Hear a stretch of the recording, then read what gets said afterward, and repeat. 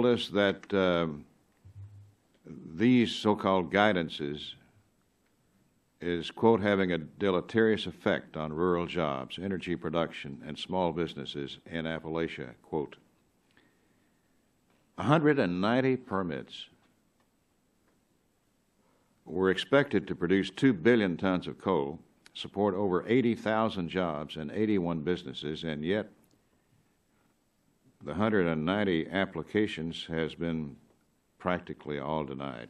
Only 6 permits issued since 2009. One company in my district still doesn't have a permit after waiting through 3 Army Corps colonels, at least 6 EPA reviewers.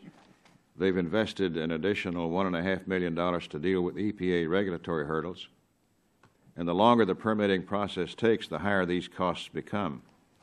On average, coal companies can expect to pay $2 to $3 more per ton to mine coal with a 5-year permit process. And guess who pays the cost of that? It's the people that use electricity. According to your website, there are 79 permits that are being flagged. The Senate committee says there's 190. Whatever, you've only issued 6 in over 2 years. In your budget request, you're asking for more reviewers. I think 4 or 5 people. Thanks a lot. How much faster will these people be able to process these permits through their regular order? I can't commit to a time frame, sir. We are working very diligently on those permit requests. Who's working on them? Primarily staff in our regional offices, but also staff in our Washington offices. Can you explain why there's only been 6 permits issued out of 190 applications in over 2 years? The enhanced coordination process covered approximately 79 permits.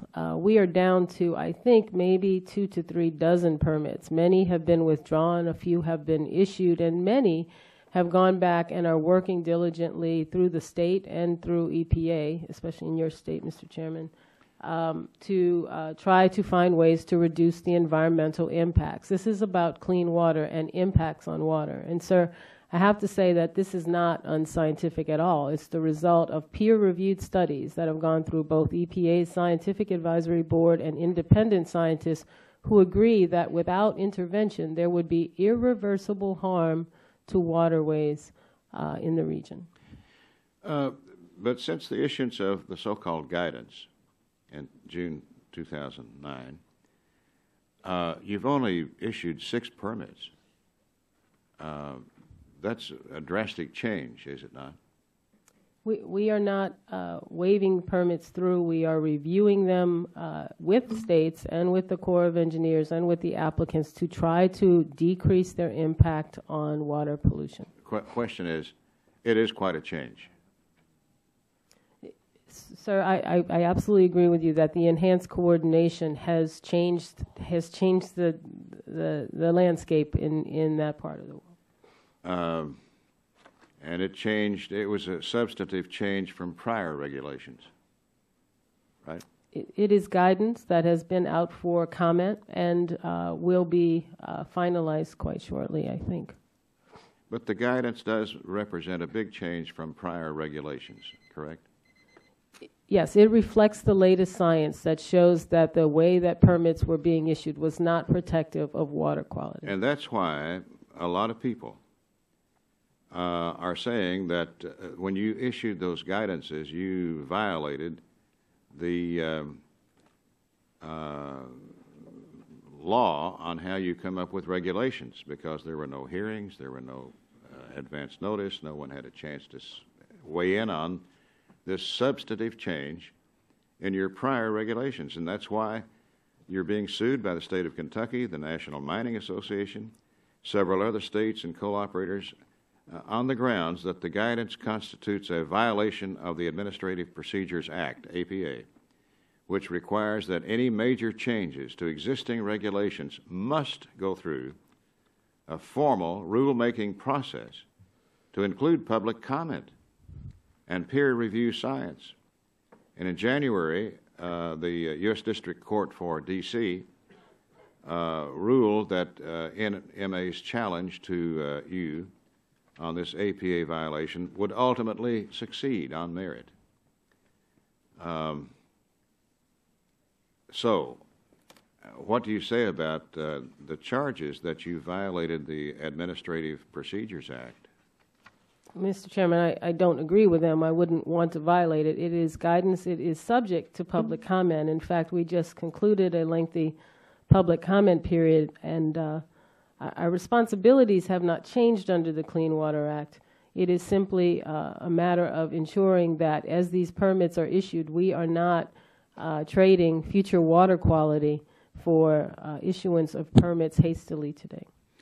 Now the industry, the coal mining industry that provides over half of the power that lights our electricity around the country, is being shaken to its boots because of a ruling that you issued in Logan County, West Virginia, where you repealed retroactively a mining permit and shut down a mine, even though they had been granted a permit previously by the Corps of Engineers in 2007, after a 13-year, 1,600-page environmental review by state and federal agencies, including EPA.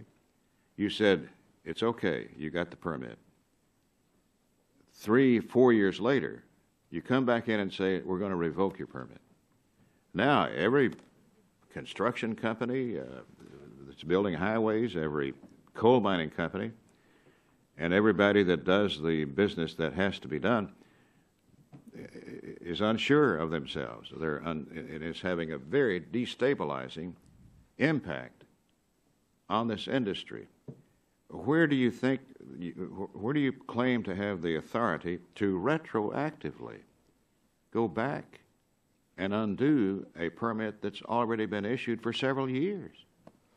Mr. Chairman, respectfully, I think it's inaccurate to say there's a retroactive undoing.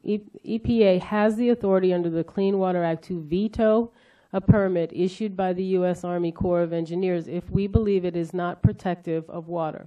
That's what the Clean Water Act says on its face. The reason the Spruce permit has been hanging around since 2007 is that it was in litigation when it was issued by the U.S. Army Corps of Engineers, not with the concurrence of EPA, and in fact without taking into account significant comments made by EPA, it was litigated.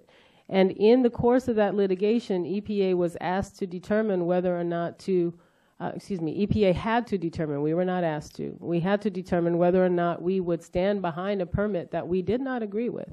And instead, we chose to use our veto authority under the Clean Water Act. Well, but the permit issued by the Corps in 2007 had approval of EPA. No, sir. No, sir. The EPA commented on several versions of the permit discussions, and I know the permit applicant has said over and over again that we approved, but we did not. Our comments were taken. Many of them were not addressed, and the final permit issued by the Corps, in our opinion, was not protective of public health, not protective of the water quality, not consistent with the language of the Clean Water Act. And I do admit that that is being litigated still. I don't guess you noticed that during the debate on the CR a couple of weeks ago, 240 members, bipartisan, voted to strip EPA of your authority to retroactively veto existing permits. I don't guess you noticed that. Sir, of course I did. I certainly noticed the vote.